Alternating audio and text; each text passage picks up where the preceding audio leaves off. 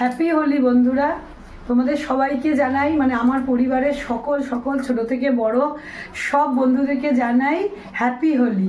আশা করি তোমরা সবাই খুব আনন্দ করে হোলি খেলেছো। বাড়িতে সবাই একটু, আমার পুচকেটা এবং বাড়ির সবাই একটু আধ হোলি খেলেছে। আর হোলি মানে বাঙালি ঘরে একটু মাংসের ঝোল হবে না, এটা তো হতেই পারে না। তাই আমার বন্ধুদের সাথে শেয়ার করলাম। আজকে আমাদের বাড়িতে হয়েছে মাটন। এই যে দেখো, তো এই যে দেখো মাটনের এই যে বড় বড় আলু, একদম বড় বড় ধামসা ধামসা আলু, আর এই যে মাংস। তো এই এক কড়াই ঝোল। আর জানোই যে মাটন হলে সকলে বেশি কিছু খেতে চায় না। এর সঙ্গে তো স্যালাড করেছি আর একটু ভাজা করেছি আর করেছি এই যে দেখো, এটা কিসের চাটনি বলো তো? এটা কাল রাতেই করে রেখেছি।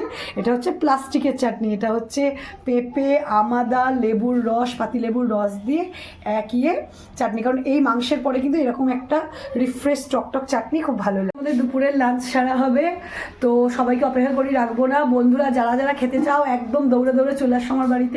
সকলকে আমার ওয়েলকাম। তো সবাই সুন্দর করে দোল কাটাও, সবাই একসঙ্গে এই রঙের উৎসবে রঙিন হয়ে ওঠো। সবার আগে নিজের মনের অন্তরটাকে রঙিন করো, দেখবে চারিপাশটা এমনি রঙিন হয়ে যাবে। তো সবাইকে আরও একবার হোলির আর দোল যাত্রার অনেক অনেক শুভেচ্ছা। হ্যাপি হোলি।